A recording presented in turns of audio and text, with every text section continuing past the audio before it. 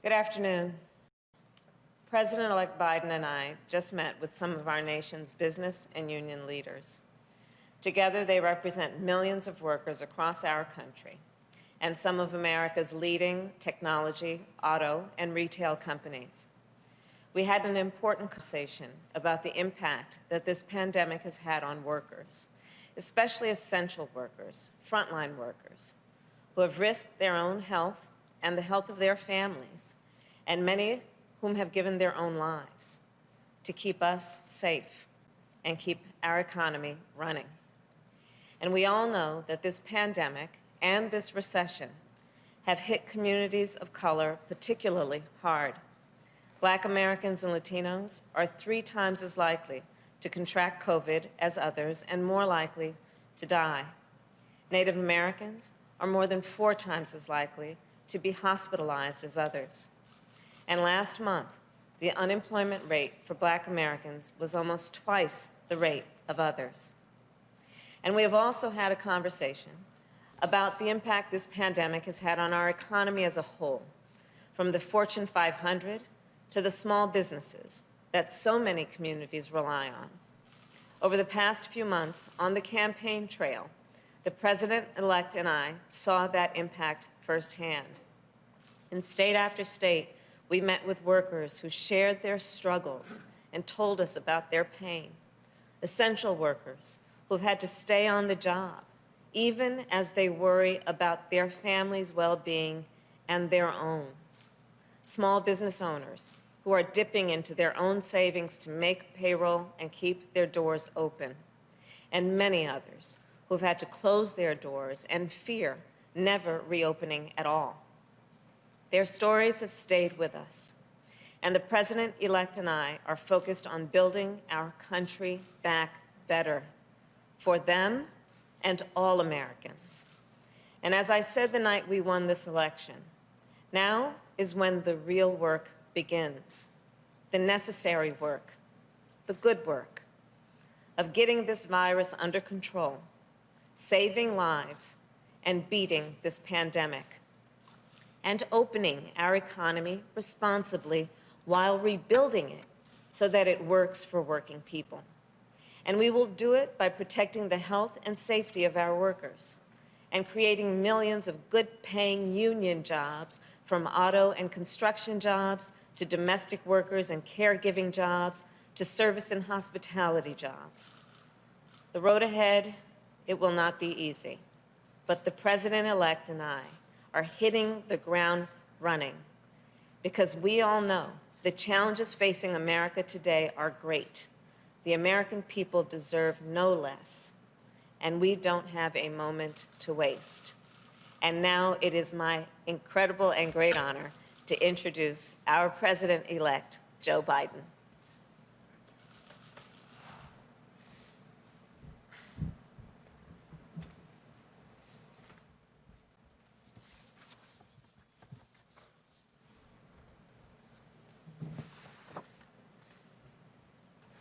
Thank you very much. Good afternoon. Vice President Harris and I, as she indicated, just met with a group of America's top business leaders and labor leaders. And I must tell you, it reinforced what I thought from the beginning. We're ready to come together. The unity was astounding. I want to go back and talk about the people who actually participated in that. I'm going to list all the people who, just so you know who we spoke with. Number 1, there was Mary Barra, CEO of General Motors, Brian Cornell, CEO of Target, Mr. Nadell, CEO of Microsoft, Rory Gamble, President of the UAW, Mary Kay Henry, President of SEIU, Mark Perrone, President of the UFCW, Lee Saunders, President of AFSCME, and Sonia Singhal, President of GAP, Richard Trumka, President of the AFL-CIO. It was really encouraging, quite frankly, to get people, business and labor, together, agreeing on the way forward, which I'm convinced the American people will be ready to do when they hear what we have in mind. And I'm very pleased that they all came together around the same table to advance areas of common ground, and we agreed we're going to continue these conversations. They represent very different perspectives, but I'm convinced that we can all come together around the same table to advance areas of common ground, which are really, I wish you could have all heard the conversation. It was really encouraging. And that's what we were ready to discuss today. We all agreed that we want to get the economy back on track. We need our workers to be back on the job by getting the virus under control. We're going into a very dark winter. Things are going to get much tougher before they get easier. And that requires sparing no effort to fight COVID so that we can open our businesses safely, resume our lives, and put this pandemic behind us. It's going to be difficult, but it can be done. And they all agreed. That means rallying the country behind a national strategy with robust public health measures like mandatory masking, widely available testing with rapid results, scaled-up production of life-saving treatments and therapeutics, and safe, equitable, and free distribution of the vaccine. It's great news that Moderna and Pfizer have each come up with vaccines that are in excess of 90% effectiveness. And getting the vaccine and a vaccination, though, are two different things. Everyone on our call today and our Zoom today agreed that the sooner we have access to the administration's distribution plan, the sooner this transition would be smoothly moved forward.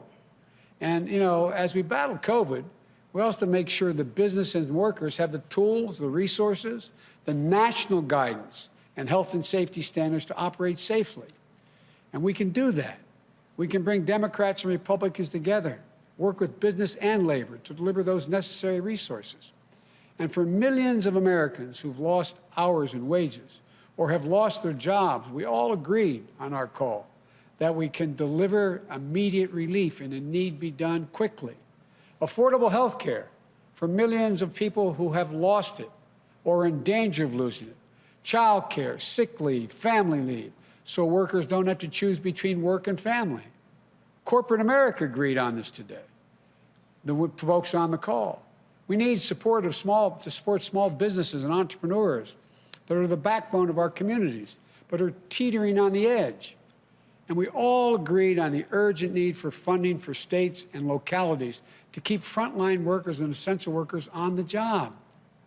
Vital public services, running law enforcement offices, educators, first responders, like we did in the Recovery Act of 2009, saving literally millions of jobs. There's a reason why the federal government is able to run a deficit, because the states must balance their budgets. And they're in real trouble. You're going to see hundreds of thousands of police officers, firefighters, first responders, mental health clinics. You're going to see them going out of business. Right now, Congress should come together and pass a COVID relief package like the HEROES Act that the House passed 6 months ago. Once we shut down the virus and deliver economic relief to workers and businesses, then we can start to build back better than before. We talked about how we have an opportunity to come out of this stronger, more resilient than we were when we went in. And I wish you could have heard corporate leaders and the major labor leaders singing this from the same hymnal here. Throughout the campaign, I laid out my Build Back Better plan. We laid out our plan. That an independent analysis put out by Moody's, a well-respected Wall Street firm, projected would create 18.6 million jobs. We talked about the need to own the electric vehicle market. We talked about climate a lot, building 550,000 charging stations, creating over 1 million good-paying union jobs here at home. The need for a federal government to invest more in clean energy research. You know, it's based on a simple premise. It's time to reward work, not just wealth in America. We're going to have a fair tax structure that makes sure the wealthiest among us and corporations pay their fair share. Our plan will create millions of good-paying union jobs in manufacturing, building the vehicles, products, technologies that we're going to need for the future to compete with the rest of the world. From autos to our stockpiles, we're going to buy American. No government contract will be given to companies that don't make their products here in America. To secure our position as a global leader in research and development, We're going to invest $300 billion in the most critical, competitive new industries and technologies, creating 3 million good-paying jobs. And the corporate American technology firms like Microsoft on the call, they all agreed. We can make sure our future is made here in America. And that's good for business, and it's good for American workers. We can also modernize our infrastructure, roads, bridges, ports, 1.5 million new affordable housing units, high-speed broadband we talked about, for every American household, which is more important than ever for remote learning, remote working, telemedicine in the 21st century. Building a digital infrastructure to help businesses, healthcare workers, first responders, and students. $100 billion to rebuild our crumbling schools. They talked about the need, the business community talked about the need to invest in HBCUs and community colleges. Retrofitting 4 million new buildings, or old buildings, retrofitting and making them new. Weatherizing 2 million homes. Building more climate-resilient cities and towns. These investments will specifically target communities of colors so we can break the cycle where in good times they lag, and in bad times they get hit first and the hardest, and in recovery, it's the toughest to bounce back. These are the kinds of investments that are going to strengthen our economy and our competitiveness, create millions of jobs, union jobs. And in doing so, we'll respect the dignity of work and empower the voice of workers. You've heard me say it before. My dad, when he lost his job in Scranton, eventually moved to Wilmington and got a good job. He'd say, Joey, a job's about a lot more than a paycheck. It's about your dignity, respect, your place in the community. It's about being able to look your kid in the eye and say, honey, everything's going to be okay. When we build back better, we'll do so with higher wages, including a $15 minimum wage nationwide, better benefits, stronger collective bargaining rights that you can raise a family on. That's how we build back the middle class better than ever. That's how we make sure workers are treated with the dignity and respect they deserve. I can go on. You can tell I was very encouraged by our conversation. But the point is this. There's so much we can do. The only way we do any of this is if we work together. I know we can do this. For example, on the call, I made it clear to the corporate leaders. I said, I want you to know I'm a union guy. Unions are going to have increased power. They just nodded. They understand. It's not anti-business. It's about economic growth, creating good-paying jobs. 11 years ago, when Barack and I took office during the Great Recession and implemented the Recovery Act that saved us from another Great Depression, we didn't see a map in red and blue states. It was the United States of America. We didn't care whether the city had voted for us or against us. The state voted for us or against us. We worked with everyone, and we recovered and rebuilt together as one nation. We can do this again. The refusal of Democrats and Republicans to cooperate with one another is not due to some mysterious force beyond our control. It's a conscious decision. It's a choice that we make. If we can decide not to cooperate, then we can decide to cooperate. I believe this is in part the mandate from the American people, part of the mandate they gave us. They want us to cooperate. They want us to deliver results. And the choice that Kamala and I will make is that we're going to do that. That's why I'm so pleased today we were able to bring together business and labor leaders to make the choice jointly with us. We're all Americans. Now let's get to work.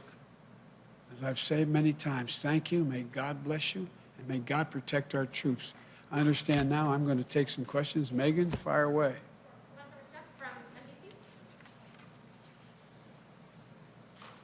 Thank you, President-elect Biden, Vice President-elect. Look in the wrong Harris. direction, sorry. Good to see you. I want to start with a question about your pandemic planning and then a question about your economic plan.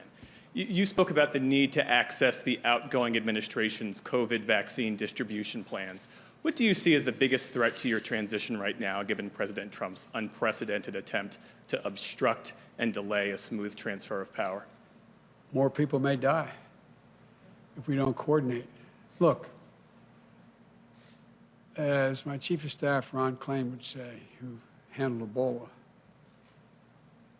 a vaccine is important. It's of little use until you're vaccinated. So how do we get the vaccine? How do we get over 300 million Americans vaccinated?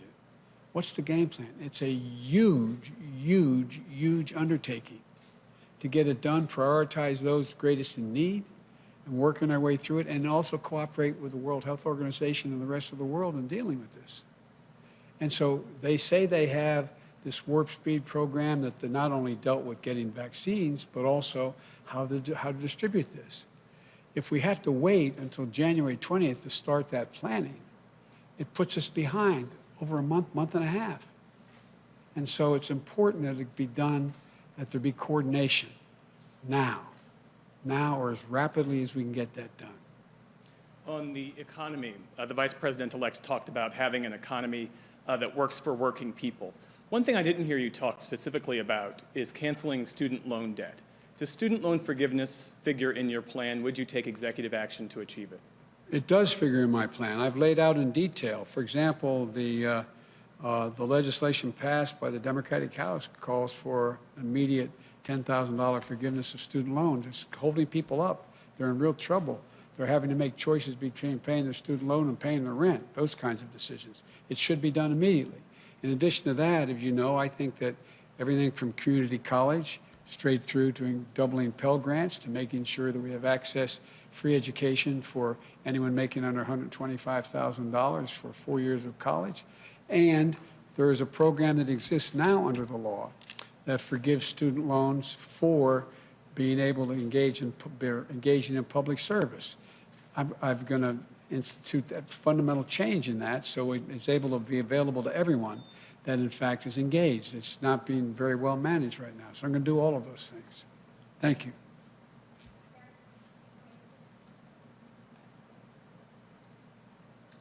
Thank you, Mr. President-elect. You just spoke of some of the dangers of the president's continued stonewalling of this transition, but it doesn't appear that the president is going to come around anytime soon and admit defeat. So what are you going to do? What options do you have to try and ensure that you are ready to go on day one? Deal with every individual organization in the country, from business to labor, Republicans and Democrats, to try to pull together a serious and consistent plan. So we're ready on day one, everything from staffing to ultimately naming cabinet members to moving along on coordinating with business and labor the COVID attack, how we're going to attack COVID. And so it would make it a lot easier if the president were to participate.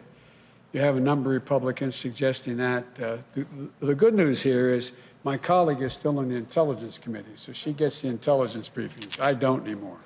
So that is, but there's a number of Republicans calling for that. I am hopeful that the president will be mildly more enlightened before we get to January 20th. And what is your message to Republicans who are backing up the president's refusal to concede? You clearly need to work with them going forward. My message is I will work with you. I understand a lot of your reluctance because of the way the president operates, but I've been in contact with and will be in contact with more of them as we move along. And if it has to wait until January 20th to get actually become operational, that's a shame, but maybe that's the only way to get it done. Thank you very much, Mary. Thank you very much, Mr. President-elect. And I want to kind of piggyback off of that. I want to get your thoughts on the president's tweet over the weekend where he first seemed to acknowledge that you won. Then he said he won't concede. Then he said, I won. How did you interpret that? And at the end of the day, do you want him to concede? I interpret that as Trumpianism. No change in his modus operandi. I think the pressure will continue to build. Look, I'm having a lot of meetings with world leaders on the telephone. I cannot get into negotiating with them about things that are going to be done, but they're calling with some degree of enthusiasm. Everyone from the Holy Father to prime ministers across the globe. And so we're moving along knowing what the outcome will be. And as I said earlier, and I probably shouldn't repeat it, but I find this more embarrassing for the country than debilitating for my ability to get started. And then secondly, I want to follow up with you on the vaccine. If the FDA gives emergency authorization to the Pfizer or Moderna vaccine in the coming weeks, will you get vaccinated?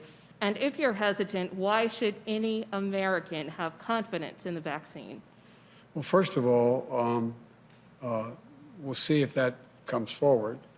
And secondly, it's important that people who are in the greatest need get it. I wouldn't hesitate to get the vaccine. But I also want to set an example. But I wouldn't hesitate to get the vaccine if, in fact, Dr. Fauci and these two organizations, whether it's Moderna or Pfizer, who have been extremely responsible, conclude that it is safe and able to be done. Look, the only reason people question the vaccine now is because of Donald Trump. That's the reason why people are questioning the vaccine, because all the things he says and doesn't say, whether is it truthful, is it not truthful, the exaggerations. I think we're on a clear path now. We're on a clear path where the international community and national leaders in the scientific community have focused on these two vaccines. They appear to be ready for prime time, ready to be used.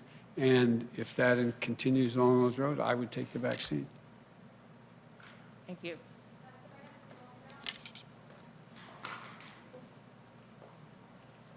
Thank you, Mr. President-elect. You have been urging the American public to continue practicing social distancing and wearing a mask, but with cases skyrocketing across the country, do you think that more governors should be closing non-essential businesses and reinstating stay-at-home orders? Look, it depends on the state. What I failed to mention earlier is the enormous respect I have for conservative Republican governors who stepped up and issued mandates for wearing masks. In North Dakota, the idea, one of the leaders in this area has been the Republican governor in Ohio. And in addition to the folks who've already been leading, like the governor of Michigan. I mean, the idea that the president's now existing, remaining advisor on COVID is saying that they should resist. What the hell's the matter with these guys? What is the matter with them? Resist. Every major individual of any consequence in the health field is saying we can save 100,000 lives just between now and January 21st by wearing these masks. It's going to take a while for the vaccine to be able to be available, distributed, and get to people. We're talking about 350 to 400,000 people dying. I mean, what are they doing? It's totally irresponsible, irresponsible. And so I compliment the governors who stepped forward, who have been stepping forward, but also the Republican governors who stepped forward. I left out the governor of Utah, very conservative state, governor of North Dakota, and all the Democratic governors have been doing it all along. I mean, I just ask a rhetorical question. Do you guys understand this? Does anybody understand why a governor would turn this into a political statement? It's about patriotism. It's about being patriotic. It's about saving lives, for real. This is not hyperbole. It's about being patriotic. And I think you're seeing more and more as this god-awful virus continues to spread almost unabated, that that governors are stepping up. And just following up on that, especially with many states reporting new highs in terms of the daily number of cases and a lot of public health officials sounding the alarm over the holidays, what is your message to people who are considering, for example, getting together with their families and others for Thanksgiving? Would you urge people to reconsider their plans? Well, here's what I'd do. Let me tell you what the health experts have said to me. And it's not because I'm unique and president-elect, it's because of my family. They strongly urge that if, in fact, we're going to have Thanksgiving with anyone, that we limit it to a maximum. They suggest 5 people, maximum 10 people, socially distanced wearing masks, and people who have quarantined. So Jill and I spent this morning, like many of you, trying to figure out what are we going to do for Thanksgiving? How are we going to do it? And we've narrowed down which family members and that they were tested, recently tested within 24 hours. And so I would strongly urge, for the sake, not just your sake, for the sake of your children, your mother, your father, your sisters, your brothers, whoever you get together for Thanksgiving, think about this. There should be no group more than 10 people in one room. Inside the homes. That's what they're telling me.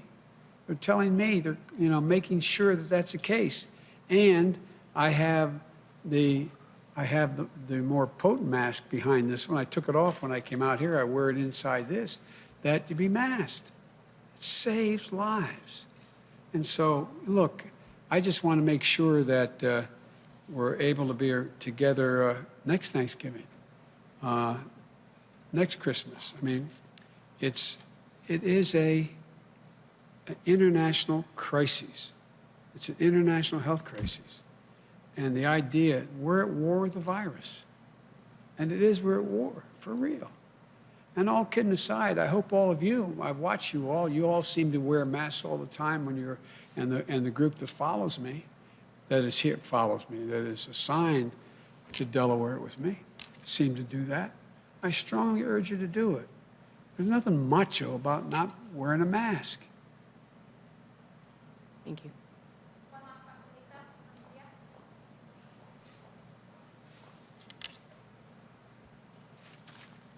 Thank you, Mr. President-elect, Madam Vice President-elect. Your plan, oh, my mask is stuck in my earring. Classic. A second. I Demonstrating watched for Jill America. try to take it off. Yes. It's hard. Thank God I don't have an earring. Your plan that you've outlined just now about 1 million union jobs, clean energy jobs, investments in HBCUs, those are things that take time. We have a problem with long-term unemployment that's growing fast right now. What would you do right away, specifically, to address jobs that may not return for months, may not return ever, including in communities of color? What I would do, I would pass the HEROES Act. It has all the money and capacity to take care of each of those things now, not tomorrow, now. And the idea the president is still playing golf and not doing anything about it is beyond my comprehension. You'd at least think he'd want to go off on a positive note. But what is he doing? And there's virtually no discussion. And the Republican, we're told, I don't know if it's true. You may know, Senator, but there's 22 Republicans say they won't vote for anything.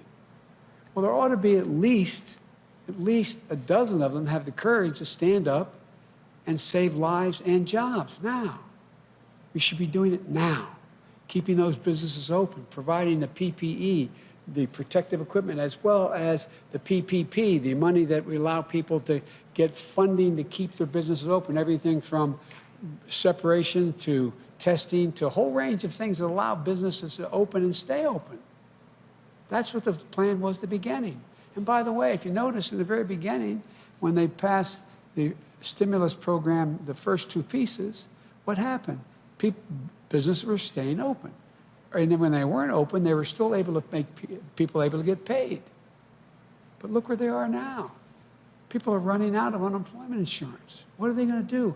20 million people are on the verge of losing their home because they can't make a mortgage payments. You have a larger number being kicked out and will be kicked out in the street. because they can't pay their rent. And by the way, it's not just the renter, it's the outfit that owns the building. A lot of them aren't multimillionaires. They're running small operations. How can they do it? This is about keeping Americans afloat. Get them through this pandemic. Get them through where their businesses are able to come back. The money's there. The money is there. And also on the economic front, as we fight the pandemic, world trade continues, and there is great debate over world trade agreements, international trade agreements. It seems that in the last couple of days, 15 countries, Asian, Pacific countries, have signed onto a new trade deal, the RCEP.